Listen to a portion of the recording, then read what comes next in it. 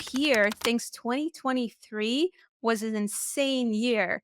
All those layoffs, so much insanity. As we were brainstorming and we were trying to tie it all together, I asked Steve, like, what do you think is the number one reason that holds people back from progressing in their career as a people manager, as a mentor? What have you noticed that holds people back? Is it the certifications? Is it the competency? What is it? And we both agreed is it's underestimating ourselves. What was the lowest point in your career, if you don't mind sharing with us, where you realized that, oh my goodness, what am I doing here? Like, why am I underestimating myself? There are so many. There's so many, and I think one of the first ones that kind of clicked was quite early. I was working under the table as a busboy when I was 14. This was at a catering hall, and, as a busboy, you could say it's not a glorious job. A lot of it was I threw out garbage every half an hour. I had to clean washrooms, I had to clean tables, so my shirt was dirty, full of food stuff all the time, and I thought to myself, "Well, I feel gross. People don't wanna talk to me." I think I undersold my worth a lot because I was just a guy in the background dealing with garbage.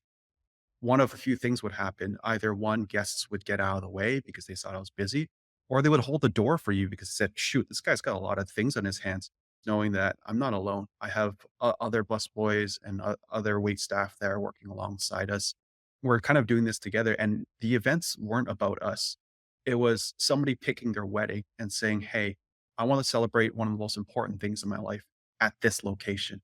I want to celebrate my son's bar mitzvah. I want to celebrate and have a great Christmas party for my team, my company, because I just want to show them how much I appreciate them." And they trusted our place to make that time special. And this is something that my boss told me and said, "Hey, look, I know the job's hard, but they chose us and they trust us with something that's really important to them. And the only thing that we have within our control is to make it special for them and to make that night seamless, because the one thing they don't have is control on how well something's gonna go." And at that point, I realized, yes, the job isn't glorious, but the impact of it and how much of a difference just having a clean table and 8 seats to a chair to a table meant to somebody really made a difference. And when we start looking at all the little things that we do in life, we realize that it's not just about ourselves, it's really how big of an impact things can make down the road. And you don't undersell your talents, you don't undersell your skills. You really have to start looking at the big picture and say, "You know what? One little action we do today actually has profound and ripple effects down the road." And I think that's really carried along with everything I've done. We can talk about the busboy, we can talk the fact that I went through 2 trade skills, Wow. before going into software engineering. I know that's something we talked about as well. What it was like to do multiple career changes and say, "I'm at a disadvantage here. I've got 8 years less than other folks. What am I gonna do to catch up?" Just being able to navigate that. I think to your earlier point, Nada, I think a lot of us feel very unassured that we do hold ourselves back, and we kind of get comfortable in this space with saying, "Hey, you know what? I'm a junior engineer right now. I'm going to need at least 10 years of experience before I'm going to even try to go for that promotion or say that I'm worth something." When in fact, and this is one of the things that I love that I'm going to plug home base a bit here. I think one of the things that really hold ourselves back from growing is we tend to short sell ourselves and get comfortable with the things that we're familiar with, when actually the first sign that you're growing is someone's put you in a new box. That box is a lot bigger, a lot scarier. But the point of a big box is the same reason why we repot flowers. If you don't, repot your plants into bigger pots, then they won't grow. You're not giving them room to thrive. You're not letting them kind of explore what their potential is like. You're also just frankly holding them back, because if you were a one tool in a toolbox like a hammer and you got really proficient at hammering nails, what's going to happen when you got to deal with a screw? You can hammer that screw all you want, but screw ain't going down. You got to adapt to your situation and say, "Hey, my hammering days are great, but there's more to me than just hammering things. I got to be a proficient toolbox." Wow, that's an incredible story, Steve. I bet one of the big things that is percolating in people's minds is How did you gain the confidence to navigate your career transition, going from a non-technical field to a highly technical field? Was it you getting certifications? Was it the technical competency that gave you the courage? Like, what made you decide that, you know what? I am worthy of this change and my competency is on par with the people out there, because we all feel that way when we are trying to enter into something that we've never done before. Yeah. Yeah. Great question. And there's so many different ways to unpack this. So I'm going to bucket this into two places. One, imposter syndrome. And I think we can talk a lot about that. The other part is that holding self back and that comfort in dealing with our fear. One thing I realized about imposter syndrome is there's a way to look at to say, oh, shoot, I'm beyond my reach here. And all it required was a little nudge from some of my mentors who told me, look, imposter syndrome is a sign that you actually know your own potential. Wow. Um, instead of people thinking that they're going to overestimate us, it's really that we're underestimating ourselves. You have imposter syndrome, not because you're incapable, but because you actually know you can do more. You just don't have it yet. So being able to see how much room you have, going back to this bigger box, is actually a really big deal. Where on the contrary, if you are in such a tiny box that your face is kind of like this and you've nudged the ceiling, you're going to feel very uncomfortable. You're going to say, "Well, I've outgrown those boxes. This is actually the worst feeling alive," as opposed to having the space to reach out and actually just, uh, feel like there's so much more to what you can do. This is also kind of like the thing that makes careers exciting for me and for the people I work with to say, "Hey, you've only started this now, but look how far we can go. Look how far we can take this." Yeah, it feels scary because, like any new box, we might only have a little candle to light to see our way, but you start with the way you start anything else. Explore your boundaries, know where the edges are. How do we build puzzles? It's the same thing. We kind of start with the boundaries and work our way in. When you explore your box, that's kind of the fun of it, right? Yes, you have a little candle, but nothing's going to stop you from building that mental map for yourself and being able to navigate that. Um, the other part of imposter syndrome, I think, is we always pay attention to the things that we're lacking, instead of the things that really took us to get there. So I think one of the things that people tend to trap themselves with, oh, I'm not good because I'm not successful yet. I'm not good because I haven't made a big splash. What I rarely hear is, what are all the experiences that happened that allowed me to be here today? These are, I think folks really undersell the importance of celebrating failure, right? If you never made a mistake in your life, I would argue that you haven't grown. I think you learn more from failing because, frankly, if you haven't learned to fail, then how did you know how to get back up?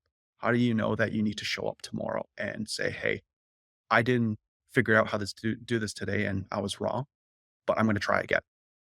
This kind of builds into resilience as well. And knowing that you were able to do that has a lot of confidence to say not just that I have been able to do in the past, but that I was able to stand up.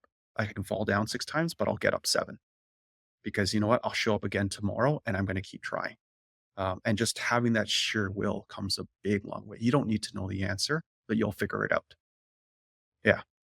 Uh, that's imposter syndrome. I'd That love is folks chime in as that is well. a great point, and what I really love that you've mentioned, of course, the former agile coach in me. Of course, I still consider myself an agile coach because even within my career coaching programs, I have sprints and I'm all about iteration. I think we definitely struggle. I mean, one of the signs, actually, one of the types of imposter syndrome is perfectionism. That is one of Mhm, the type of imposter syndrome. It's about believing that unless you are absolutely perfect, mhm. you could have done better. You feel like an imposter because your perfectionist trait makes you believe that you're not as good as others might think you are. But the truth is, if you don't test and get feedback, you're not going to know and you're not going to grow. And something that I tell my clients is, hey, if it means that you're going to suck at the new job, then start sucking. I love that. Like, I start absolutely love that. aim for that.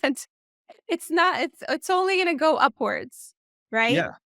Yeah, Nada. I love that you said that, and one of my favorite cartoons ever is Adventure Time because Jake the dog, who's, the sidekick for Finn, one of the favorite lines I had for him was, "Sucking at something is the first step at being sorta good at something." Exactly. And I love that, and that's definitely been a motto of mine as well. It's, I think the worst thing is to not know we suck because we haven't even tried. So we've Exactly. now set a baseline for ourselves to say, you know what? I suck today. That's great. Now I have a starting point to say, to your point, Nada, I can learn better. And I'm just going to keep growing from here because at least I know where I'm coming from. Okay. Um, one of my clients, Tese, who actually is a career transitioner, she was from Nigeria and she broke into product management after being a physician. Like, Wow. again, one of those impressive stories like you, Steve, where you went from a field that is so unrelated to another field. She was going through imposter syndrome and she was saying, I'm scared of failing. What if I, build the wrong products? What if I cause, the businesses to tank? And I asked her a simple question. I said, okay, so when you were a doctor and you finished medical school, um, did you study all types of patients and all different kinds of illnesses? Have you ever encountered an illness that you've never seen before? And she said, yeah. So I asked her, so what did you do? How did you, treat the patient? And she said, well, I tried a few things. And I said, so here you are in a situation where there could be life or death, or, and you tried. So if a doctor is allowed to try, I mean, let's be honest, everyone, unless you're in the medical field, what we're doing is not necessarily going to kill anyone. If we make a mistake. So what is the harm? What is the harm in testing things out, right? What's the worst that's gonna happen? Yeah. And in organizations, they're structured in a way where you have a safety net in most of the time, right? You have leadership levels. So, yeah, if it was okay for a doctor to basically experiment on a patient, then it's okay for us to go into a job and experiment and learn from there. Yeah, 100%. I know Christopher Dixon has a comment here, and before I get to that, one thing I'd love to add on to that, Nada, is I think the other thing that, really gave me confidence was this idea of affordances. So, if anyone's ever read this book, it's The Design of Everyday Things. There's this notion of affordances is, if we look at a doorknob to a door, you can know how to use something without it having a label. It says, turn me. I look at life the same way. It's everything we look at, it's designed for you to know how to act on it. When you look at growth potential, I see the same thing. Every new hire gets set up with a manager. That is by design because you're not here to grow on your own. You have a team and you have a dedicated person who wants to make sure that you're set up for success. Uh, the organizations themselves has a whole system of, hey, there are steps and roadmaps because there are things to aspire to be. Here are signals that show that you have healthy growth, but also there are things that we help document to make sure that we see this whole journey because, not the career coach today. There were steps and things that she could look forward to before she had her uh, master level of distinction, as an example. You knew what that was going to look like, but you're going to need someone to kind of guide you there. And that person was in place. The fact that, we used to work at a small office and now there are bigger size offices to work from. I can't think of more literal form of a bigger box. Uh, the fact that we scale up our projects and scale up our little passion things to serve 10,000 people to over 1,000,000 and how that changes the complexity of things. It's, well, every step of the way, you're going to have things you're going to discover that kind of help what you're going through. It's just a matter of can you find them or not. Uh, even the inspiration behind this was in video games as well. If we think about Super Mario Brothers, you're taking very primitive actions like running and jumping. Very simple concepts. You hit a block, you jump a gap, but they end up to be the bread and butter of the game. And you can see just from very simple running and jumping how complex a game can get and become a $1 billion franchise. So Yeah. we can't underestimate the little things that help teach us life skills, and how to get better. I agree with you. That, Super Mario analogy cracked me up. Well, first, because I'm a huge Super Mario fan, but it also reminded me of dance because before 2020, before the pandemic happened, I used to dance salsa and bachata, and I was 3 years into it at that point in time. And something that I learned from my dance instructors, which stayed with me and I continue to teach my clients, is sometimes we have a tendency as high achievers to wanna learn a whole bunch of things instead of focusing on the basics, on the foundations. And what you just said is beautiful. When it comes to scaling our career, it's not necessarily about continuously chasing after the shiny things and adding to our learning. It's about mastering the foundations and taking them to the next level. So in dance, there are basic moves in salsa and bachata. They can be boring if in isolation you are continuously practicing them, like the basic steps, but once you master it, then you can combine it with a few other moves and add variations. And what distinguishes an amazing dancer from a beginner dancer is that the advanced dancer has perfected those foundational steps. And they are now allowed to break the rules and to create that variety. Whereas a beginner dancer will ignore them, try to be all fancy. And when they're on the dance floor, especially when you're partner dancing, they end up confusing their partner and they're not able to work with them, which is weird because this also extends to the analogy of a workplace where you have this person who's on a team not listening to other people and trying to do their own thing and thinking that they're going to get promoted. Love the dance story. When you meet your dancing partner for the first time, you have no idea how they're gonna think about you. You have no Yeah. idea what's going in your head. You may be super nervous to say, "Hey, I don't know if my moves are good enough. Am I gonna screw this up? Are they gonna hate me for it?" I think one part of underestimating ourselves also comes from not knowing how other people think. Our first job interview, as an example, our first date, when someone says, "Excuse me, I need to go to the bathroom," and you think, "Oh, crap, this is the worst date in the world. They don't even wanna talk to me. They're just trying to run in the bathroom to hide."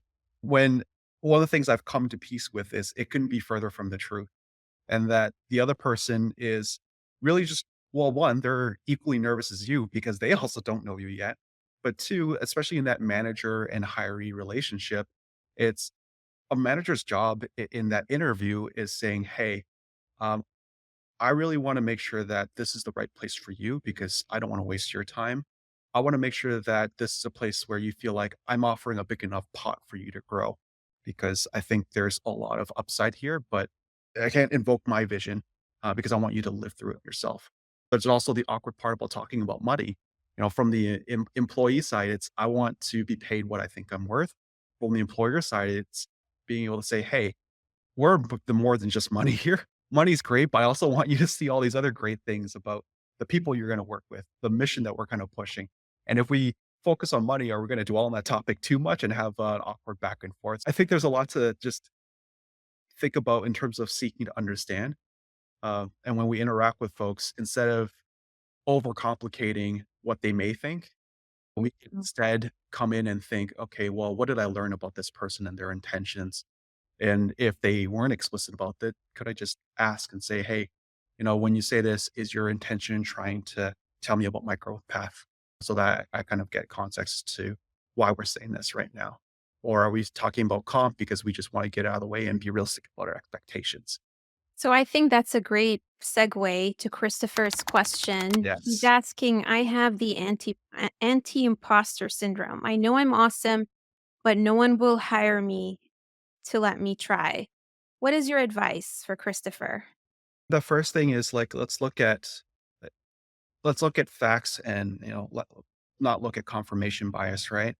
So Christopher Dixon, without being able to look at your profile right now, I would assume that you've been hired in the past and that you've actually had a very proficient career and perhaps some things have changed recently that were out of your control. So to that, I always ask two questions. One is knowing the last time you got hired, how would you tell your story differently today? Is it the same story you're gonna tell? How have you grown since then? And for the roles that you're applying to, are they the same roles? And are those stories and expectations still the same? Have we calibrated for that? Have you actually had chit chats with new hiring managers and just gauging their thoughts and saying, "Hey, I've been having a lot of trouble with getting hired, and I think I'm really strong on this. What are your thoughts?" I'd love to hear some of the feedback you've been getting and soliciting. I think there is, at one point, we might have been really good at what we're doing. I think it's also important for us to be kind, but also honest to ourselves to say, my skills are great. Um, is there anything I could do differently, or is there anything else I should look forward to? Technology is a fickle thing where there's one way we can do something one day. We just have to kind of adapt and learn and evolve as we go as well. So that's the first thing. The second thing is, especially in a market like we opened with 2023, we have to realize that there's two circles to think about. There is a circle of things we can actually control. There's a circle of things we can influence. And there's actually a third circle. There's a circle of things that are out of anybody's control. The condition of the market, unless you were working for the largest institutions in the world, we had very little control over the condition of the market. And that's something that we couldn't have foreseen. The things we can control are actually very small. It's a little dot. We can control how we react. We can control how we treat ourselves. We can control the content in our resume. The influence part comes in how somebody may receive our resume, and that we have to accept that there is multiple possible outcomes. Some people may like our resumes, some people don't. Some people will enjoy our interviews, some people.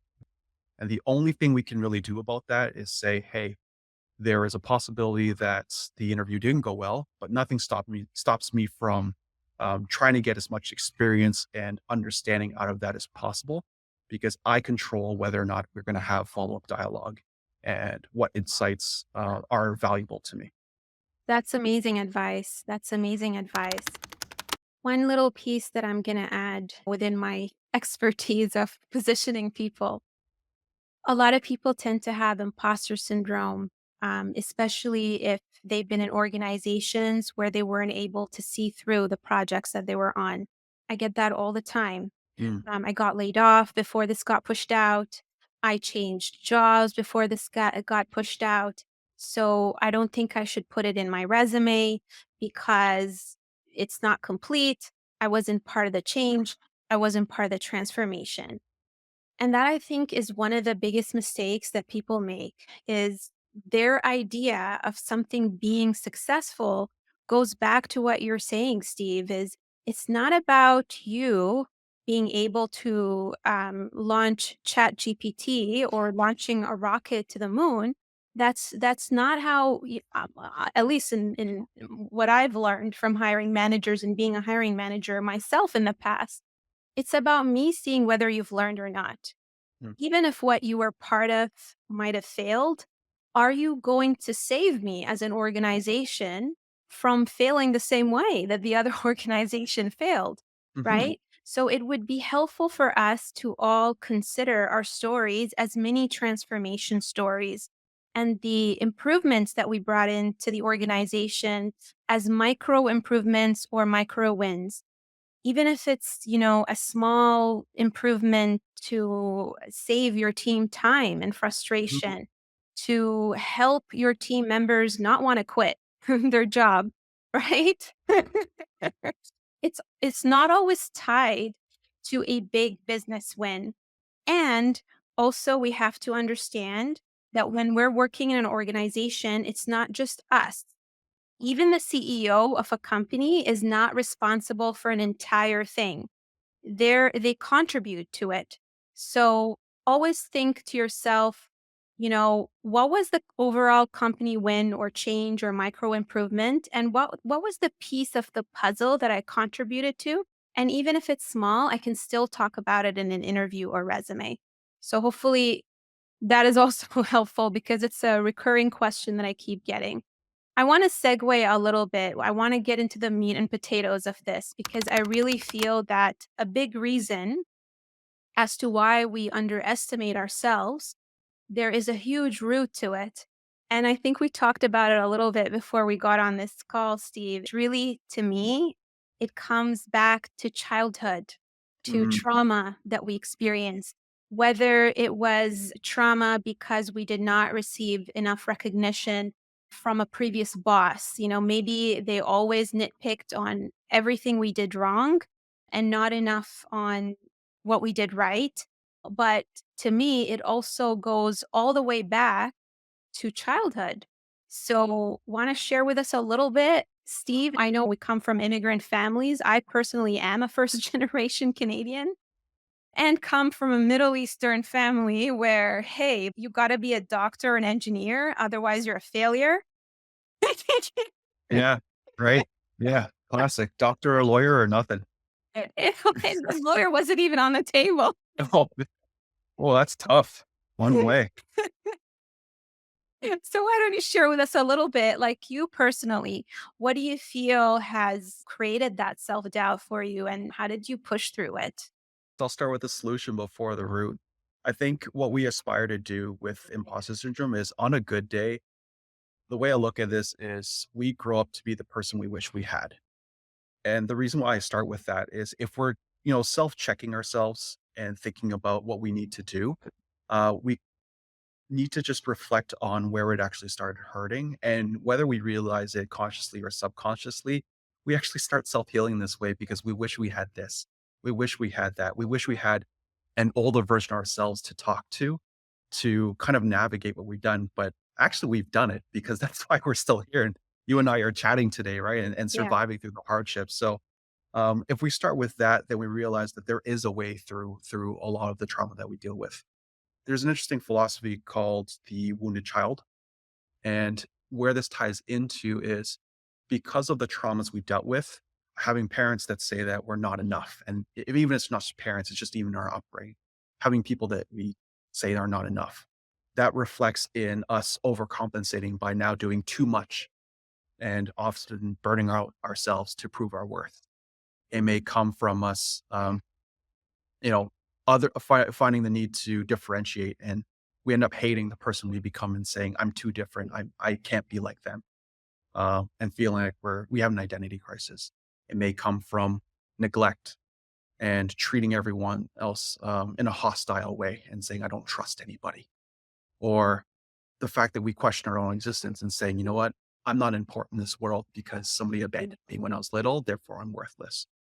A lot of these fears, I give them all a name because, know, human nature is funny. When we think about Neanderthal times, we are programmed to survive. And the way you survive is you start imagining scenarios. You start imagining you're in a cave and saber-toothed tiger is going to come into that cave, or a mammoth is going to come to that cave, or dinosaurs are going to erode themselves from the soil and there's zombie dinosaurs now and they're going to come into the cave, right? We imagine all the scenarios and prepare ourselves because we need to start getting ready to know what to do when those things happen. But in actuality, they don't. Um, this is an innate program mechanism because we fear the unknown to prepare ourselves so that we feel a certain degree of safety. And as silly as that sounds, this is actually what childhood trauma does. When we start having one instance of a wound that hurts us, we start believing that those things can happen again and again and again. And we're conditioned to think that these things are inevitable.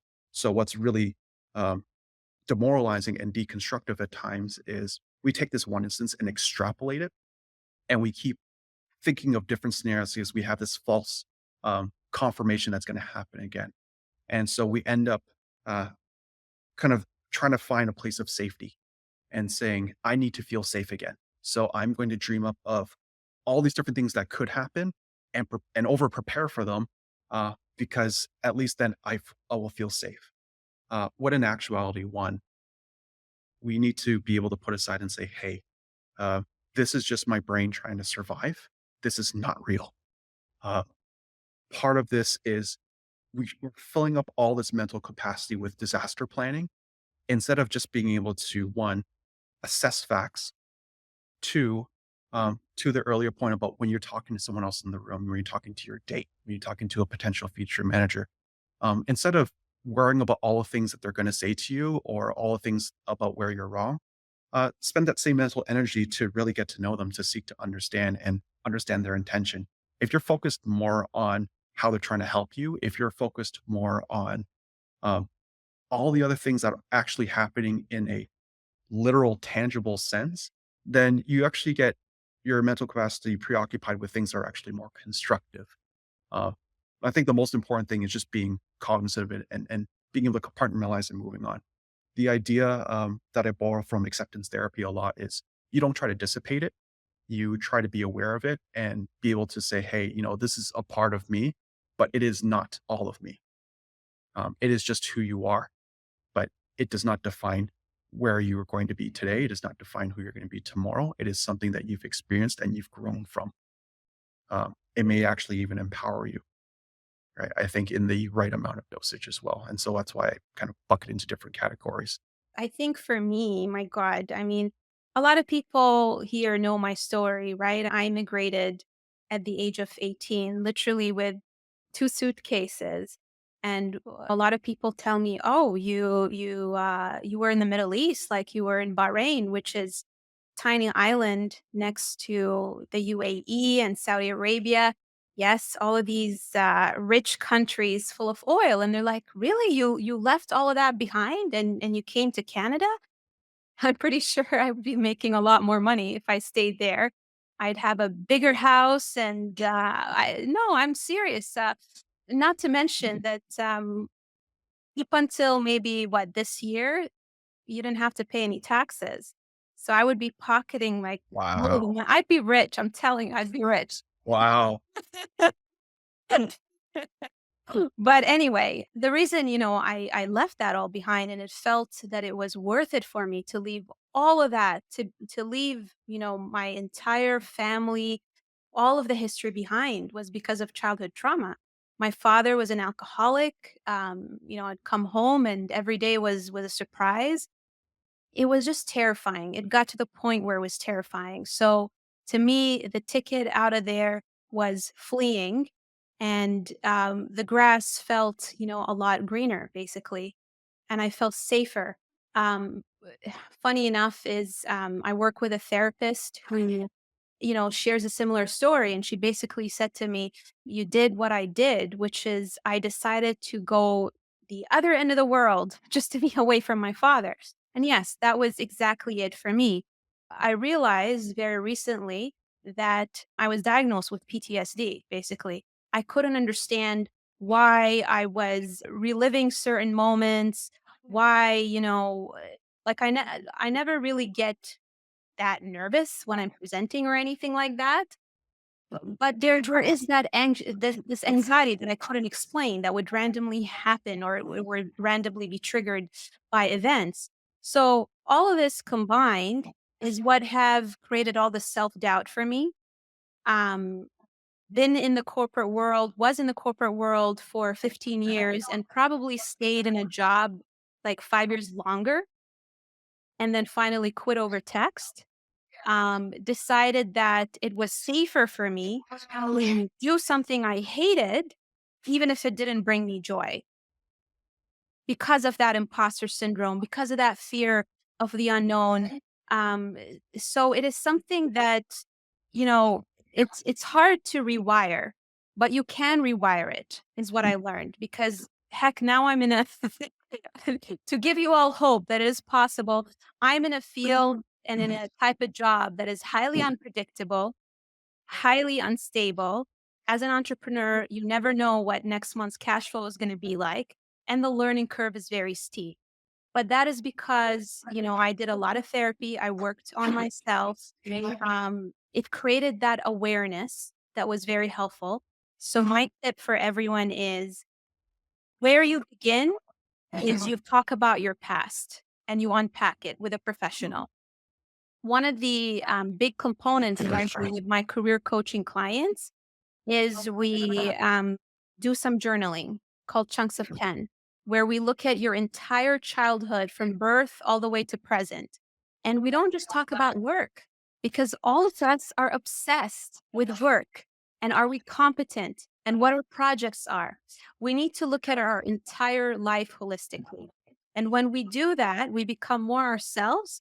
and we discover what's been holding us back. We discover what behaviors we need to change, and we end up in roles that are more who we are versus, corporate zombies.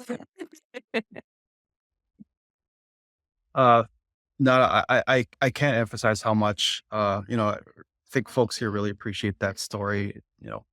I'm trying I'm trying to and it hit home. It really hits home on a lot of numbers. I really appreciate how vulnerable you can be at times, and I think that's one of the reasons why we're able to have platforms like this. And Yeah, hopefully, other people can connect and share and really understand that things are hard, and that's what makes us so good at what we do. It's just being able to just be. I'm going to borrow a term called anti-fragile. Uh, you know, we all know what fragile is, but to be anti-fragile, I think is definitely a trait that we undersell a lot of the times. Uh, there's a lot of different ways. I think we're both kind of all also thinking about us is that we are continually building our story. You yeah, kind of alluded to this earlier. I call it kind of like the portfolio of learning, right? Some of yes. us do a GitHub repository. Some of us actually have our own blog, our own website. Some people might say, "Oh shoot, I haven't done any of that. I need to catch up." That's enough. You have the scaffolding of everything you need to tell your story. It's not just about you being a project manager or you being a junior engineer or a career coach. It's, well, what were all the things that got you here? How did you decide on that? How did you get good at it? And you realize there's so much to impact. And yes, it's going to start from the very beginning in a different continent, in a different circumstance, maybe not a great circumstance, but all these little decisions, all these little failure points got to this way. And uh, insert a little pro tip. I think that's also what makes a great interview as well, is how you're able to navigate people through that experience and have a story to tell. And I highly doubt um, anyone here has a boring story. And I can confirm that because one exercise I will give for all the listeners here is, you know yourself best. You know that if you were to pitch your own TV show for your own life tomorrow, you know your own theme song, you know your own end credits. You also know that you're going to root for the underdog, which is you. There are supporting people that help build your character. There are also silly moments like, you forgot to wear socks and now you're going to work with wet feet. Just these little things that only you find funny, right? And Uh, what makes the interviewer laugh and what right? forms that connection Yeah. versus you being like, "I did software engineering, I know Yeah. Java, I know." Yeah, and what better thing can you do than just to laugh at yourself and saying, "That was silly." A stranger waved to me and I waved back, only to realize they were waving to the person behind me. I feel silly, but you know what? I wanna tell Yeah. that story because I was so embarrassed, right? Uh, but one thing that's great is I think everyone has the ability to make their own TV show in your head. I think the reason why I love that concept so much is you can have good days, you can have bad days, but you're gonna wait to see what the next episode's like because you wanna see how they're gonna get out of it. Every single hardship we go through, we don't stop because we wanna know how we're gonna get out of it. So whether it's imposter syndrome, whether it's a struggle you're dealing with, whether you feel like it's a setback, you are excited about your TV show because you know this is not the end. It's gonna be another season, it's gonna be another episode. You may even have a moment where some great event happens and just stroke of luck that just solved everything. Awesome, right? That saves the writers some creative time. But you're always going to look for the next episode to see how things are going to unfold because frankly, that's what keeps your TV show exciting. And that's the TV show you create for yourself. Wow, that is so good. And I'm not gonna say much about this because I'm gonna like recap it towards the end because Mm, this is like a light bulb moment right there. mhm, But I wanna, bring in some questions from the audience. And the first one here that I'm seeing is, how can someone with imposter syndrome overcome their self-doubt to confidently take on leadership roles, despite feeling like they may not be qualified or deserving of the position?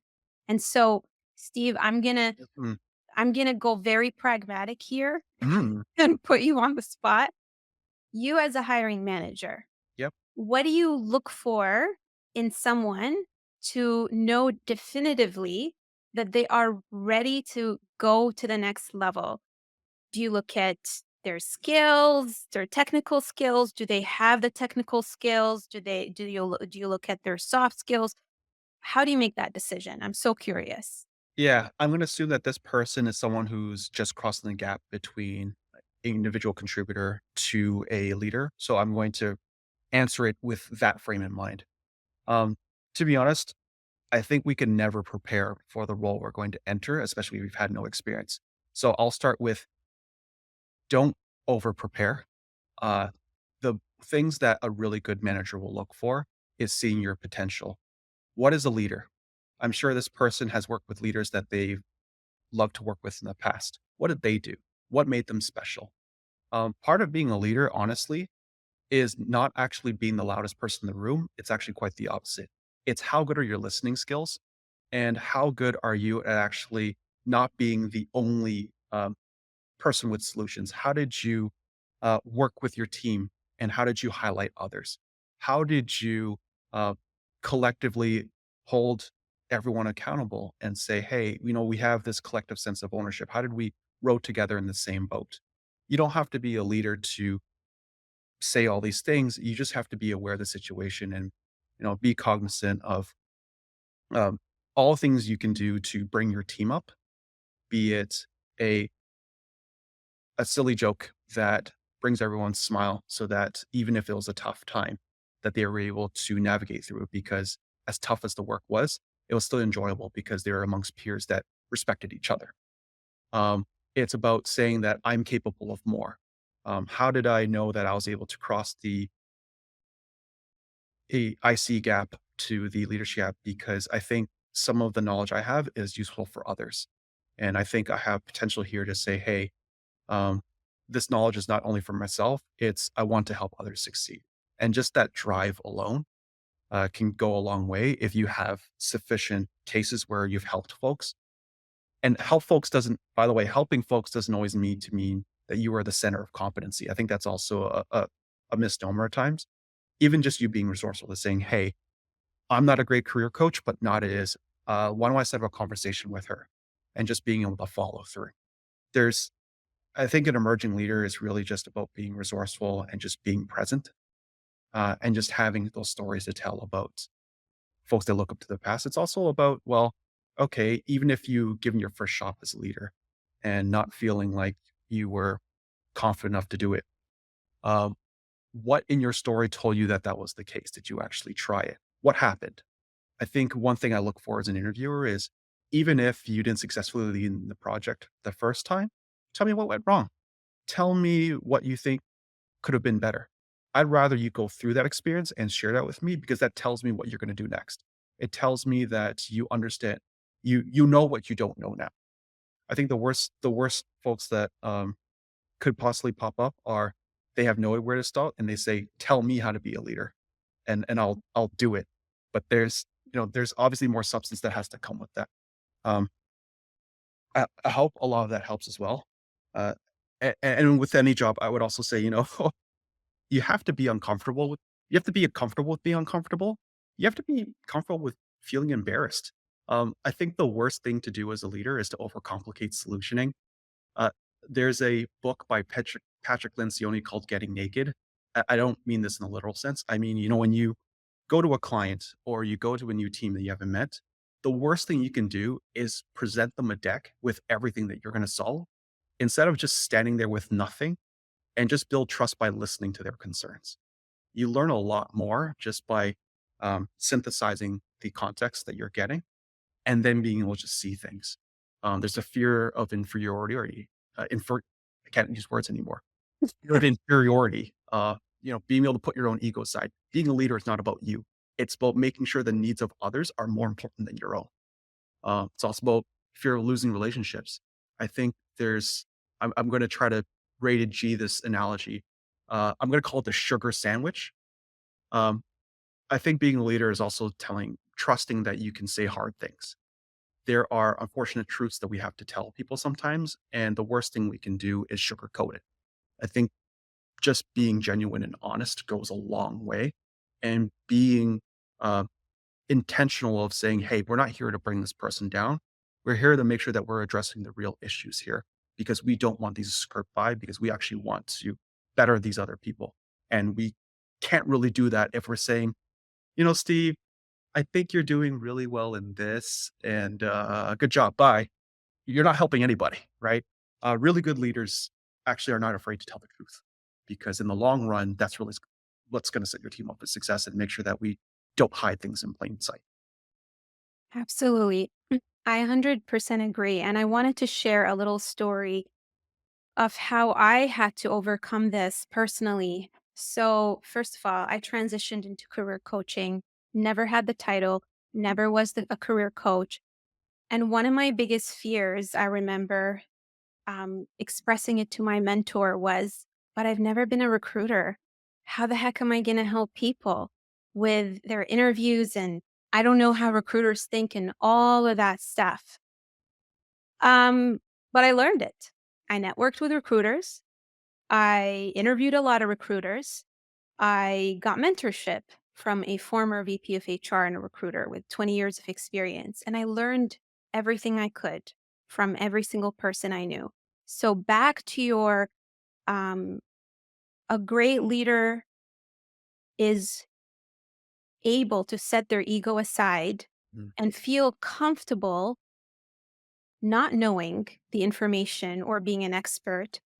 I think what was helpful is that I was an agile coach at some point. So I understood that when someone asks me a technical question or a client tells me, how are we going to build this?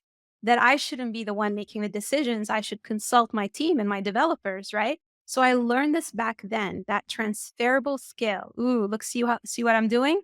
I learned that transferable skill. Don't be a micromanager. If you're thinking that you need to know everything, that means you're moving towards being a micromanager versus being a facilitator and a resourceful person, right? Actually, a quick story. I got a client who was a PhD, and she was an assistant professor in theater. She engaged me to help her with her resume.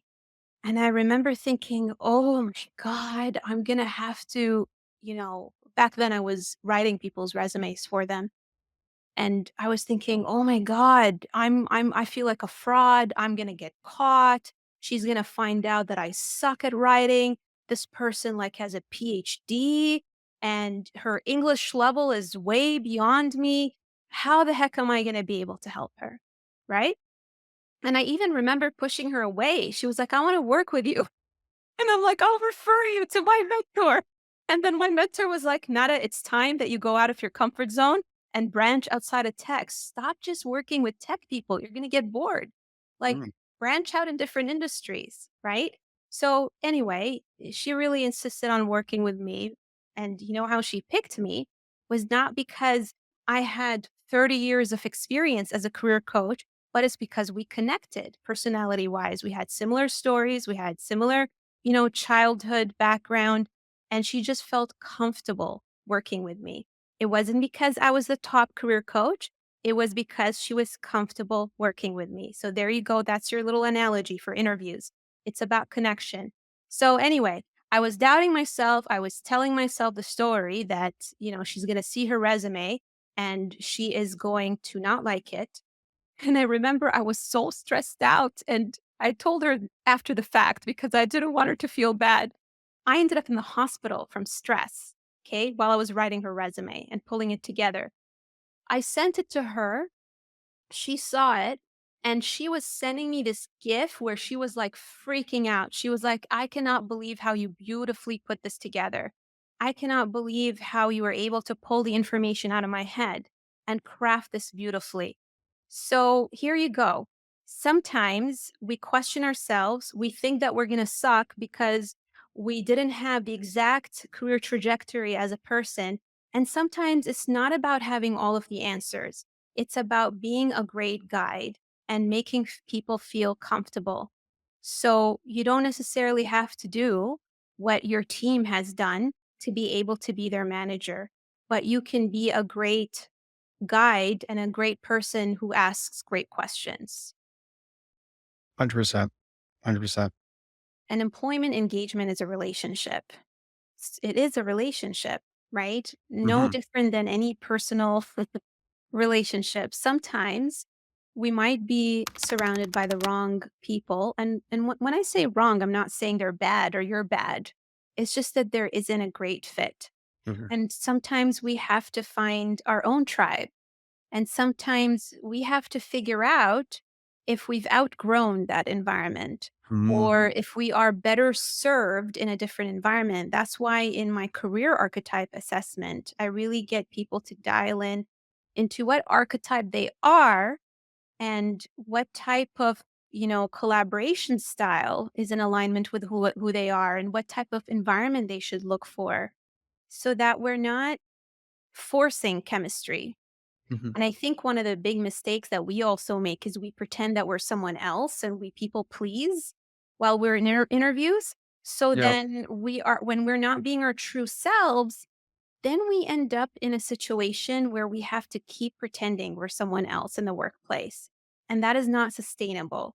So it's very important to bring our authentic selves and to figure these things out. All right, we are at the top of the hour. And if I were to sum it up, I really love what you brought in earlier about us owning our story and how we're able to rewrite our own story. And a lot of you know that I'm a big, believer of storytelling. That's why I have a boot camp called the Storytelling Boot Camp. That's how much I love storytelling. It has truly changed my life. And I think if I were to sum it all up, I will say figure out what your story is and own it because once you do, you're going to be able to articulate it and you're going to attract the right opportunities, the right environments for you, and get someone to help you unpack the story, whether it's unpacking your blockers that are holding you back from maximizing, your career and scaling your career, whether it is articulating your value because it feels like a tangled cobweb. I just had the same conversation with my editor today. Oh my god, I've done so much in the past 4 years, and I've had 200 clients. Can you help me break it down? Right? It's hard to do it for ourselves. That is something, that I offer. Thank you so much, Nada, for this wonderful platform. Thank you so much for everyone who stayed the entire That was hour. amazing. We got like Entire 74 hour. people still live. Holy crap. It's like It's binging on Tuesday night. Netflix. Most of you could be having dinner right now. So the fact that you're spending your time here with us, it just speaks volumes to how much you consider this valuable to all of you. So thank you so much for listening to our stories. Amazing.